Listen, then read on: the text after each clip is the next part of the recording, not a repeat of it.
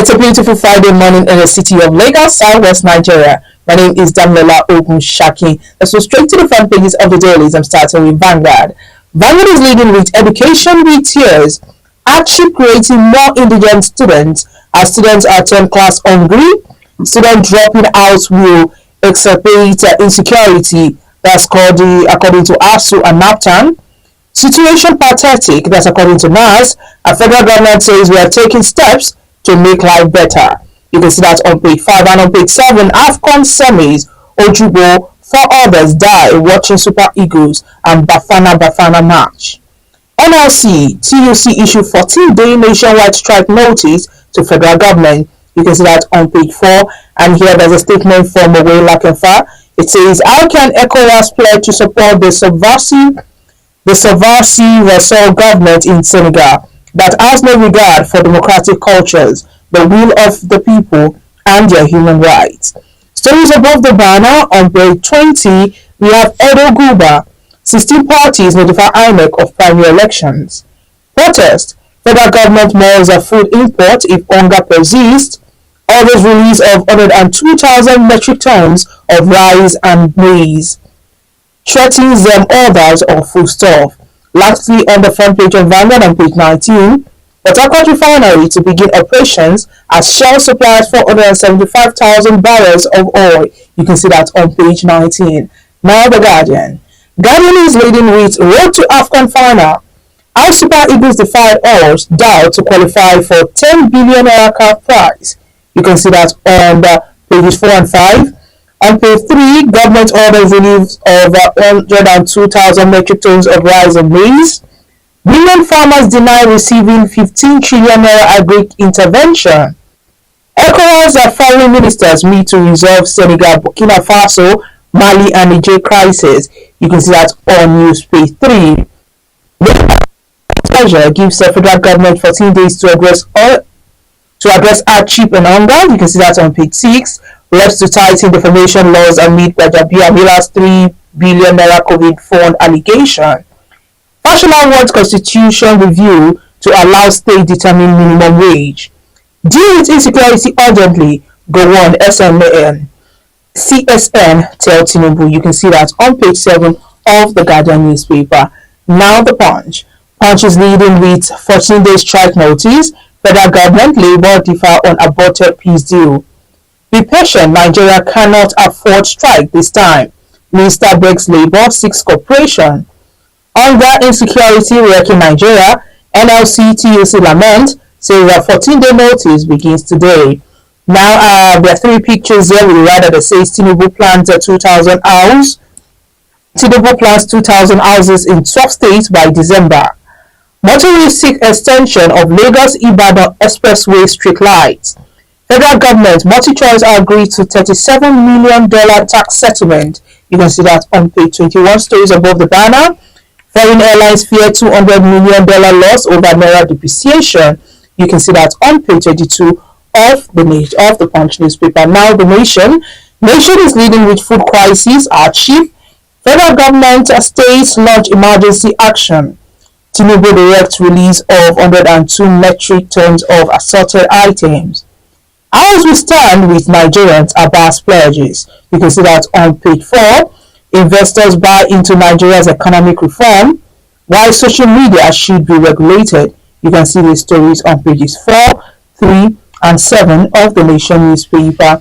Now, stories above the banner. APM terminals to invest $500 million in Apapa Port. Issues in power sector complicated, says Minister. Lastly, on the Nation newspaper, no plan to raise petrol price, says MMPCL. More troops in Ekiti. You can see that on pages 6 and 7 of the Nation newspaper. And that's all we have on the front pages of the dailies this morning. Join us after the break for the analysis.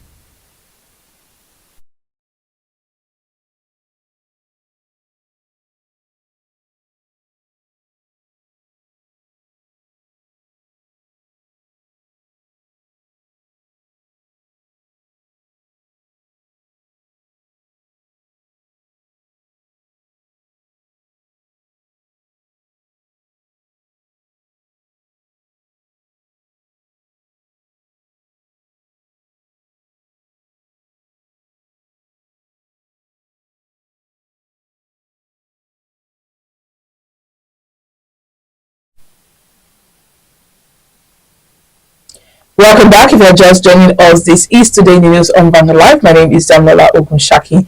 Joining us to analyze the front pages of the dailies this morning is Mr. Rotimi Ajayi, as the former regional editor, not Vanguard Media Limited. Good morning, Mr. Rotimi. Good morning, Damola. How are you doing? I'm very fine, thank you. Let's move straight to the stories on the front pages this morning, and we're starting with the story of education. Well, the economic crunch in the country that has hit all sectors is not sparing the education sector, as it has created more indigent students who are finding it difficult to cope with the situation. Now, according to Vanguard's findings, it showed that some students are dropping out of schools, and some are attending classes hungry, while some are unable to meet obligations such as paying fees and living decently, among others. What do you think about this information and the result of the research? Well, good morning and good morning to everybody in the studio. I think that we are in a very perilous situation in Nigeria. But it is a situation that needs the attention and the cooperation of everybody: students, parents, priests, clergies, anybody, everybody, including the civil service. The cost of living in the country is so high now, and approaching it, we need that we are very systematic with what we do, both at our individual levels and at the level of corporate entities like our corporations, our government, and our various groups, churches and mosques. I'm not surprised that the cost of living is impacting our students, and some are not able to make it or are not able to conveniently pursue their education. So, but we cannot equally overlook the fact of some of the remedial measures being taken, which may not be quick at yielding results. Let's take the case of the Access to Higher Education Act 2023 that was signed by Mr. President. I'm not here to speak for Mr. President, he has his men to speak for him. But this is an attempt that possibly, if it's not possibly, that will help hundreds of thousands of students in Nigeria to be able to get student loan and be able to pursue their education. But there is a caveat to it, and this is the caveat that has messed the country up for a long time: corruption. Corruption is not only corporate, being perpetrated at the level of politics, at the level of corporate organizations, even at individual levels. Now we are not even sincere with ourselves. I mean, I was working in one of the states in the southwest before, and even when you see somebody who has just eaten now, the person has just gotten off the table from you, where you people ate together. By the time the person goes out there, the person is singing, "I'm hungry." You understand? So we have a problem with the country. We need a robust reorientation to be able to handle the problem here. Otherwise, we'll be going in a cycle. If you pump in money into the educational sector now, you give the student loans, I tell you, almost every student will tell you they cannot afford to pay because there's no sincerity of action. We do not have data to back it up. The Fed, we need to start this reorientation at our churches, at our mosques, to enable us to define, speak truth, speak to the true situation of things the way you are. That is the way we can go ahead. Otherwise, we are going in a circle. It's going to be like a oil subsidy. Years back, under Obasanjo, we had problem with oil subsidy when Adam Soshimola were going into strike and all that. We keep on going in circle. We lift it up, we remove the subsidy, we go back to the subsidy, and then Nigeria has not been better. It's going to happen it's happening in our education now. It's beginning to happen in our security situation. So it's unfortunate, but I think what we need to do now is to allow to see that the federal government student loan act is immediately activated. Secondly, we need to look at how we even live our individual lives. If you look at if you take like about 10 students now and you ask them, please let them go out and do this kind of interview and find out what's the content of their food for a whole week. You find that rice becomes the dominant factor, the only food or the major food that they eat in a week, in a month. if you're having 3 square meals, you may see a student taking 2.5 of it to be rice. And rice, what is the quantity of rice that we plant in Nigeria? Okay, way back, years back, students, we used to have some indigenous food that we were eating. It's either rice or pasta, indomie, rice or pasta. These are food that you need to bring into the country. So there is a need for reorientation of how we manage our individual lives. You understand? If we don't do that, there's no amount of money you throw into the Nigerian economy that can help the education of the country.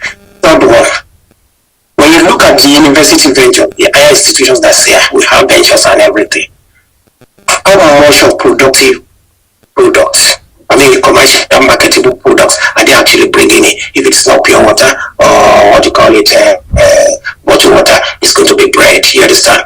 Whereas elsewhere, we will encourage and really use ventures to generate a lot of money that the university can use to supplement its cost budget. We need to do that. Thanks. So are you saying students need to change their meal plan? Well, I'm not calling it meal plan. I'm saying it's when you have a dire situation, a very critical situation, you need a very critical solution to it. Now let's look at it. If you have to eat rice as a student, pasta as a student, and you have to take it like about 10 times in a week, I tell you, we call it Congo. A Congo of rice may not suffice you for 1 week. And I think a Congo is about, a Congo should be like about 2,500 or 3,000, I don't know. Now, I don't know how much it is, you understand? So what I'm saying is that there is a need for us to change to tweak with the way we eat our food. Let me give you an instance. When I was serving, I needed to support my late brother in his education. And I was earning 200 naira when I was serving. 200 naira then, compared to the economy of today, you say it's a good money, yeah. But at that time too, it was not good enough money. And I resolved that at a particular time I will not spend anything more than 100 naira. I had to change the way I was eating. You understand? I had friends that were doing fried rice, jollof rice and everything. But there is a way we do it when we go to school. So let's give orientation to our people to face more indigenous food. And then planting upon, and then see how we move this food around and properly distribute it in the country. That's what I'm saying. Most of the students that are in school, the things around them, the places where they sell food around them, they are not cheap. Now, recently I went to the market and I priced a pint of gari now sells for 2,500 naira in some places. And that was very low. That was something that people were buying for 250 naira before. Now it's 2,500. So no, rice is not the only thing that has increased in price. Okay, I agree with you. See, I sympathize with the people in Lagos because the other day I was coming from the interland into Lagos and I bought some yams only for my cousin to tell me that I bought it for a friend, only for my cousin to tell me, oh, you should have bought for me. I said, why? You can afford to buy yam. Your husband is rich and everybody. And you know what she told me? That they were buying a tuber of yam there for, that was like last year, that they were buying it for about 2,000 plus. I said, what do you mean you are buying one tuber for 2,000 plus? Whereas you go back to places like Ekiti, those people are taking this yam and coming to selling it for you. That are coming to sell it in Lagos.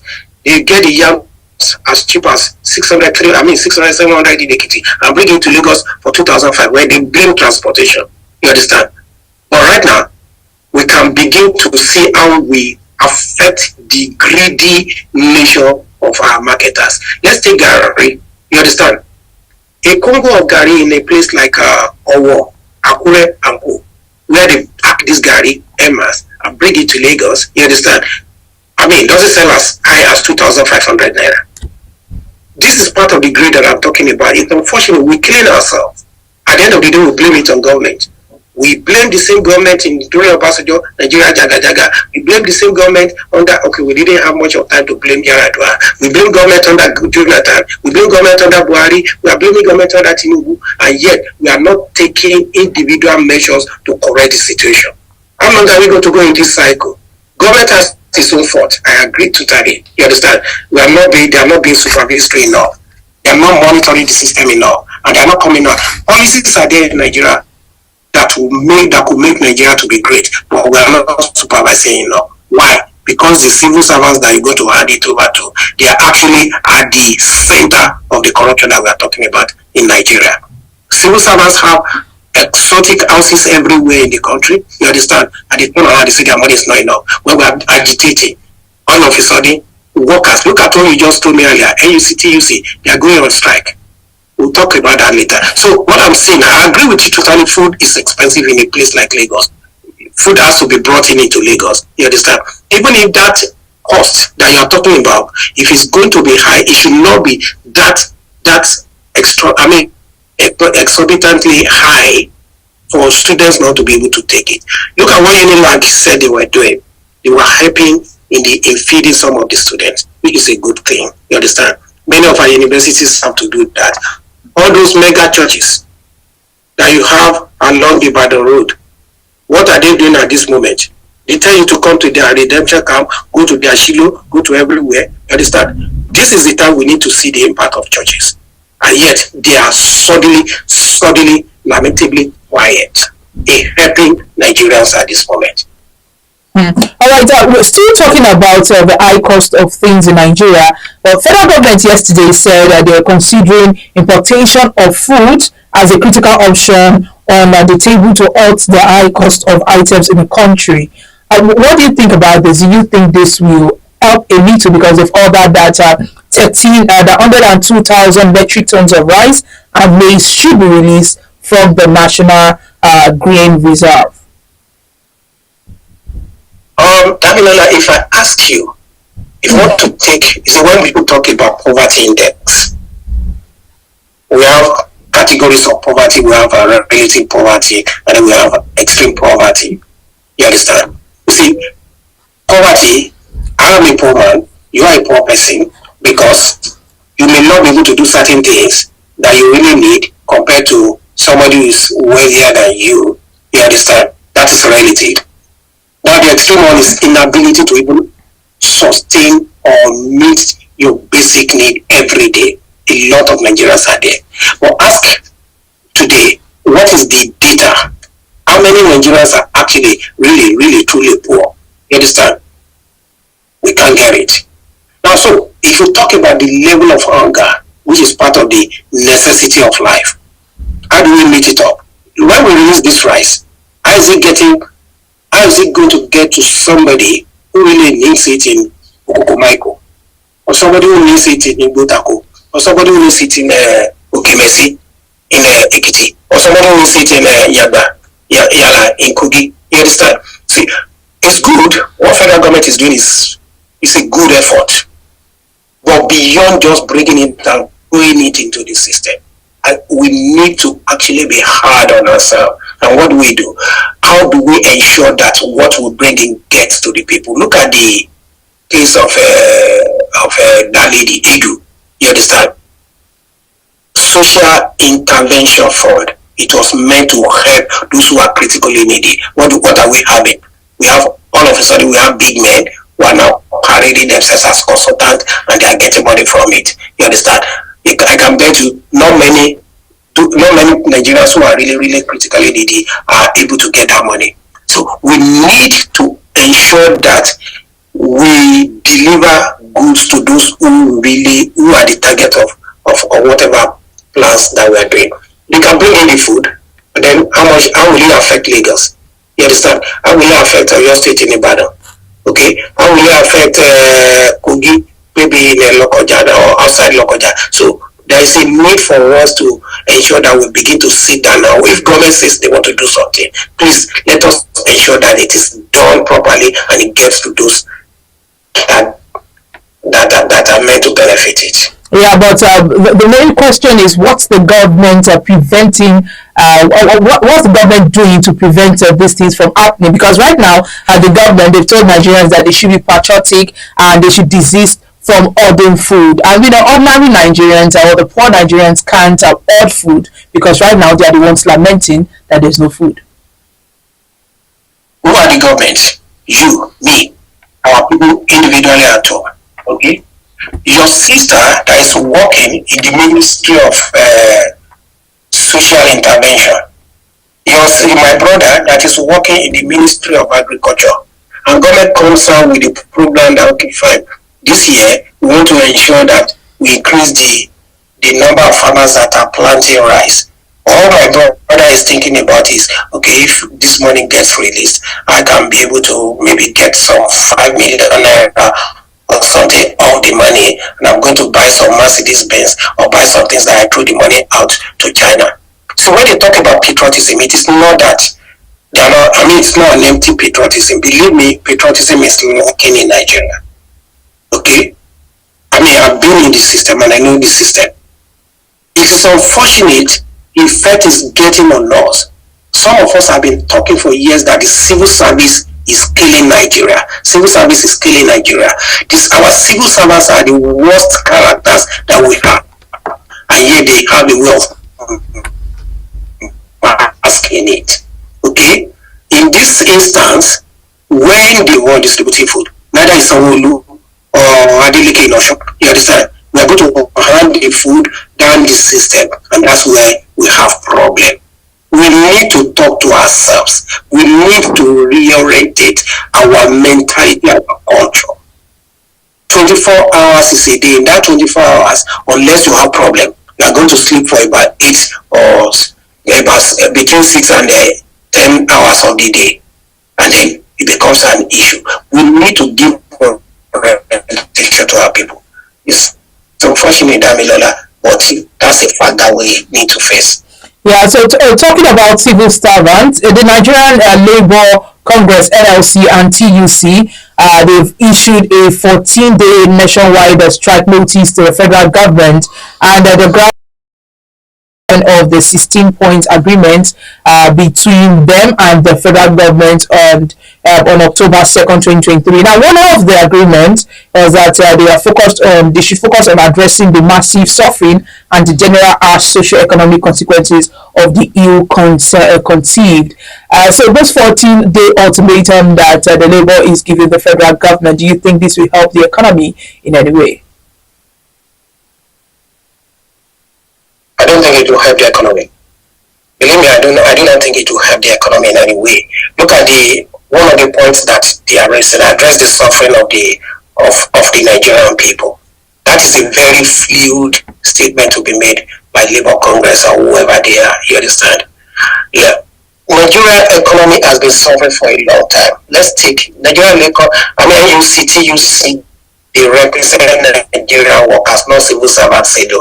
Okay. Workers in the media houses have been having problem for over 2 decades. I'm not aware that TUC ever took any stand. Well, if you stand, you had a good stand, and then maybe AI or something. But when we want to look at what we want to do now, if they go on strike, how will they address this situation? There is no miracle that can happen other than we sitting down and individually resolving that. We need to approach Nigeria in a way that will work for everybody. Let me ask you, TUC, NUC have their members across all the ministries and agencies. Ask TUC, ask NUC, do they have all, you understand, how individual workers actually deliver on the task for which the worker is given? Look at you. If you do not come up on this program, your producer, your editor, you understand, has a way of monitoring you. Federal government says, I want to build houses, 10 houses in Morocco. Okay? The state government, Lagos state government, I want to build houses in Morocco. Now, somebody is not going to be the one going out to put the blocks on the ground. Somebody will not even be the one that will generate the budget for the house. Monitor it. We monitor that the money that is available does not get stolen, you understand, by the politicians. These are some of the quality things that we're expecting, and you see the way they should be helping government to actually make sure that government delivers on this task. You have your members everywhere. You and get access to information. Using strike is an old methodology which is beginning to have no impact on our system in Nigeria. NUC 2 should sit down together and think outside the box. You understand? Suffering of Nigerians. Who is Nigeria that is suffering? All of us are suffering. So how do you address the suffering that you are encountering as Damilora is different from the one I'm encountering. It is different from the one that is the person that is selling cocoa somewhere in Ogun State. Okay? So let's look at cases of the students that we are talking about. Look at the interview done by Vanguard. The problem of the student in Akure who wants to go on field trip is different from the one in a Unilag who has problem of food. Are you getting what I'm saying? Well, both of them are suffering. Both of them have needs to be met. Okay? Food is an essential, it's a necessary thing to be met. The field trip is a required how we do this thing.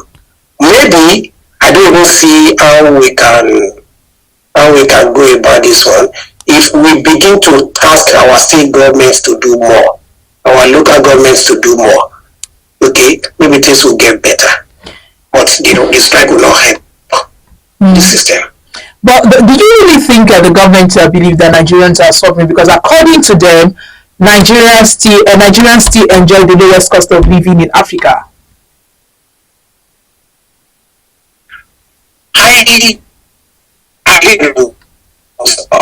The government, use the word the government. I believe the government knows that Nigerians are suffering. When you are talking about comparative data, let's take the case of poverty index. They will say international development organizations like the UN, you understand, will tell you that so countries are poor, but they use the dollar to template who is poor, who is not poor. If you say somebody that lives on $2 or less than $2 a day is poor, you take dollars, okay, a day, and you take a place like Burundi, okay, and they change it to their money. The purchasing power parity in Burundi is different from what obtains in Nigeria. And so if you take it down and you say Nigerians are having the lowest cost of living in Africa, how do you come by that data? A Nigerian that will need to buy gasoline, petrol to power his or her generator, did you factor that into it? A Nigerian that will need to get his or her own water, did you factor that into it? A Nigerian that will go sick and there is no medical support or aid to the Nigerian, you understand, and end up buying, in the Nigerian that will end up buying what you call fake drugs in the market, and there is no remediative measure. Did you remedial measures to support that Nigeria? Did you factor that into your cost of living? Or the cost of living is that the amount of money I'm going to use to buy bread, buy this one? No, that's not. There is a problem with our data gathering. So I believe government knows, but government is not being outrightly, they are not being entirely factual with the reality of ground in Nigeria. Nigerians, yes, we are suffering, but they should not begin to panic to give us data that is not factual. All right, lastly, let's quickly talk about AFCON. Well, no fewer than 4 persons died Wednesday night while watching the semi-final match between the Super Eagles and Bafana Bafana of South Africa in the ongoing AFCON in Cote d'Ivoire. I mean, they are so rest in perfect peace. But what do you have to say about this? Like you said, they are so rest in perfect peace. We do not know what killed them, but I want to assume some of them might have died out of exhaustion. Maybe because sometimes when you are too danko, you put, maybe they have underlying is that we didn't know, and then there was a sudden outburst of tension because the game against South Africa actually generated a lot of tension. You understand? It started from where we scored our second goal, and then all of a sudden you have to use VAR technology to say that, okay, fine, the goal is disallowed. That's pressure number one. The second pressure is that instead of just disallowing the goal, a penalty was awarded against us. Okay, so that gives some kind of, many people may not be able to stand that kind of pressure. It's unfortunate, media so rest in peace. Football is an exacting game. Soccer is an exacting game, and it is a game that equally gives us pleasure, excitement as Nigerians. It takes away the pain that we experience from the economic problem in the country, and that those people died. And don't be surprised that they may not even have immediate access to medical facility or medical support. And some of them maybe could have been able to be, rescued, or they might have been able to get good medical treatment that will make them to still be alive today. But because of lack of those facilities, they had to pass on. You understand? So it's unfortunate, but then we're still going to continue to watch football. You understand? Life goes on. That's the way it is. All right, let's end this on a lighter note with Mr. and Mrs. this morning. And the first person speaking this morning is Mrs. Mrs. says, I may be your wife, but don't think you can intimidate me. Though I'm slim and thin, you'll be shocked at what I'm capable of. Mr. says, I know, that's why we don't take the sight of mosquitoes for granted. Yeah, that's a serious worry. Okay? But it's a banter it's a banter that comes in family settings now. When pressures come in, when disagreements come in, we have to reduce it to but you still have to communicate with your wife, with your husband, and ensure that things get worked out. You understand? Yes. I like this threat. I like the threat that the woman put up. I call like the wisdom that the guy said, okay, yeah, we know mosquito. It may be very tiny, truly. But when a mosquito bites you and you do not take immediate action, the mosquito may kill you. Yes. Okay. It's so tiny, but it may kill you. But it's a good satire. Yeah, to say that, okay, fine. Please don't trample on me. And I might say, okay, I won't. You understand? I'm aware of the danger to myself. Nice one. All right, thank you, Mr. Rotimi Ajayi, former regional editor, not Vanguard Media Limited. Thank you for joining us this morning. You're welcome, Damilola. How are you doing? Yes. I do want to like and follow us on all our social media platforms showing on your screen on Facebook, Instagram, Twitter, TikTok. You can also visit our website, www.vanguardngra.com, to get more of our top stories. My name is Damilola Ogunshaki. Have a lovely weekend.